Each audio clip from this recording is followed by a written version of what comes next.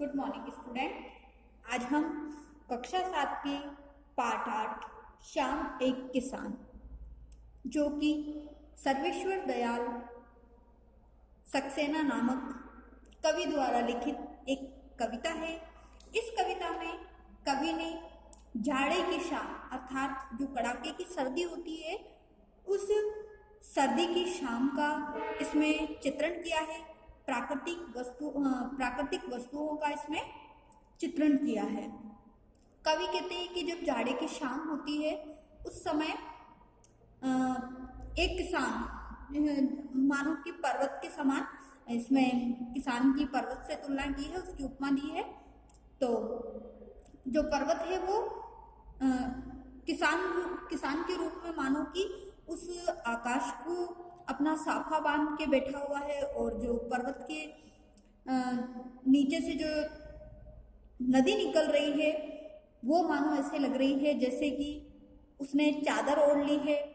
और जो डूबता हुआ जो सूरज है पश्चिम की तरफ, वो ऐसा प्रतीत हो रहा है कि मानो एक बैठा हुआ किसान चिलम को पी रहा है।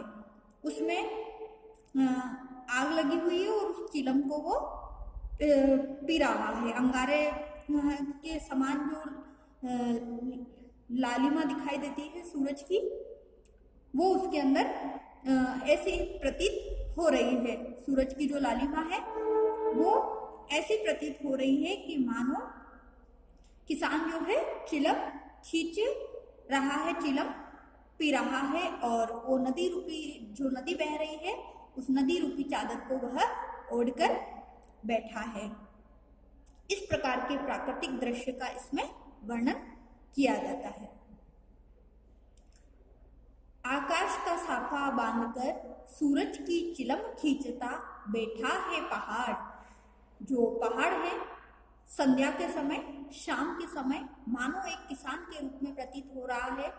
और जो आकाश है, संपूर्ण आकाश इस पिक्चर में दिखाई दे रहा है, वो ऐसा प्रतीत हो रहा है ये जो मानो कि उस किसान ने पर्वत के ऊपर जो आकाश है तो किसान के समान प्रतीत हो रहा है, और उसके ऊपर जो आकाश है ऐसा प्रतीत हो रहा है किसान ने क्या कर दिया, साफे को बांध लिया है और उस जाड़े की शाम पर नदी के किनारे वह बैठा है। घुटनों पर पड़ी है नदी चादर सी, पास ही दहक रही है पलाश के जंगल की अंगीठी।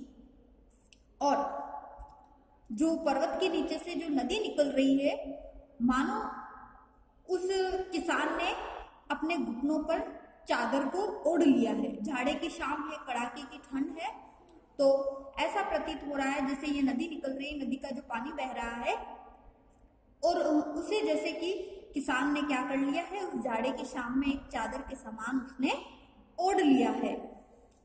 पास ही दहक रही पलाश के जंगल की अंगीठी।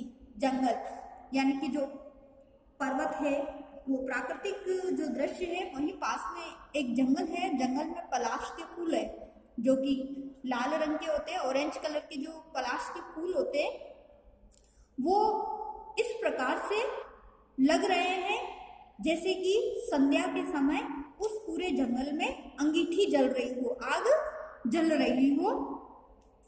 वो लाल लाल जो फूल है वो संध्या के समय ऐसे प्रतीत हो रहे हैं जंगल में। अंधकार दूर पूर्व में सिमटा बैठा है भेड़ों के गले सा।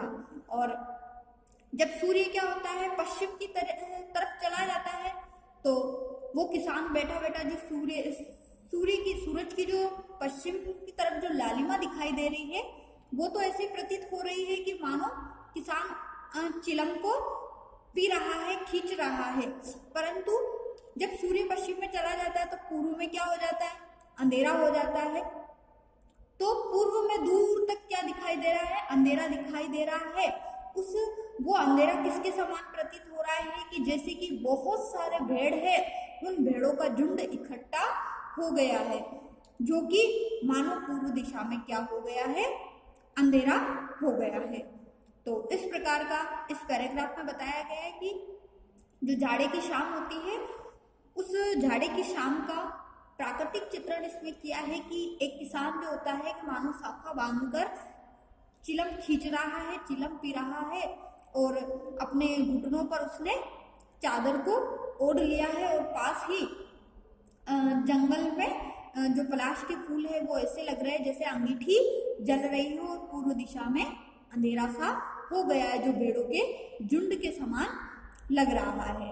अर्थात प्राकृतिक दृश्य ऐसा है कि जो पर्वत है वो एक किसान के समान प्रतीत हो रहा है और आकाश जो है कि किसान ने जैसे कि साफा बांध रखा है और पश्चिम में जो डूबता हुआ सूरज है उसकी जो लालिमा इस प्रकार से दिखाई दे रही है कि वो पर्वत यानी कि वो किसान बैठा बैठा चिलम पी रहा है और जो पर्वत के नीचे से निकलती हुई नदी है वो इस प्रकार से परिवर्तित हो रही है जैसे कि किसान ने चादर ओढ़ रखी है। और पूर्व दिशा में जब सूर्य पश्चिम में चला गया तो पूर्व दिशा में मानो इस प्रकार से अंधेरा हो गया है कि जो भेड़ों का झुंड है वो इकट्ठा होकर खड़ा है। इसमें तो इस पैराग्राफ में इस प्रकार से प्राकृतिक दृश्य का वर्णन किया है। अब ये प्राकृतिक दृश्य क्या होता है, अचानक से एक घटना में बदल जाता है और वो घटना किस प्रकार से होती है कि अचानक बोला मोर जैसे किसी ने आवाज दी, सुनते हो। अर्थात अचानक से क्या हो जाता है, मोर के बोलने की आवाज आती है और मोर के बोलने की आवाज आती है तो ऐसे लगता है जैसे किसान को किसी ने पुकारा हो, किसी ने बुलाया हो। चिलम औंधी, धुआं उठा, सूरज डूबा, अंधेरा छा गया और जो चिलम थी वो मानो गिर गई। अर्थात सूर्य क्या हो गया, अस्त हो गया और जो धुआं था वो उठा। अर्थात जब चिलम बुझ जाती है, खत्म हो जाती है तो धुआं उठता है ना, उसी प्रकार से सूर्य जब अस्त हो रहा था तो पूर्ण रूप से जब अस्त हो जाता है तो अचानक से क्या हो जाता है, अंधेरा छा जाता है और अंधेरा छा जाता है तो सूरज डूब जाता है और संपूर्ण आकाश में क्या हो जाता है, अंधेरा छा जाता है। तो ये जो इतना सुंदर प्राकृतिक दृश्य था वो एक तरीके से मानो कि एक घटना में बदल जाता है कि अचानक से जैसे कि किसान बैठा बैठा चिलम पी रहा था और मोर बोल उठता है मानो कि किसान को किसी ने पुकारा हो और उसके हाथ से चिलम गिर गई हो जो कि बुझ जाती है और चारों तरफ धुआं ही धुआं हो जाता है। अर्थात सूर्य क्या होता है, बिल्कुल अस्त हो जाता है और अंधेरा छा जाता है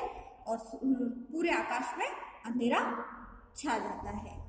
तो कवि सर्वेश्वर दयाल सक्सेना ने ये एक बहुत ही सुंदर कविता लिखी जिसके अंदर प्राकृतिक दृश्य का बहुत सुंदर चित्रण किया गया है जिसको आज हमने पढ़ा। इस कविता को आप पढ़िए और जो अर्थ मैंने बताया उसको आप दोहराइए और उसको लिखने का प्रयास भी कीजिए। ठीक है, तो आज आपकी जो सर्वेश्वर दयाल सक्सेना द्वारा लिखित शाम एक किसान नामक जो कविता है वो पूर्ण हुई। आपके इसी पुस्तक में पाठ 7 है।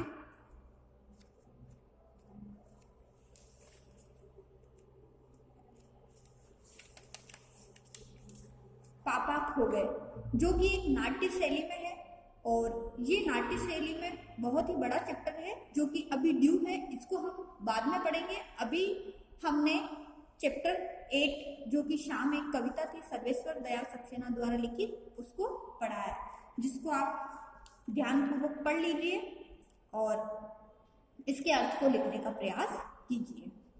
Thank you.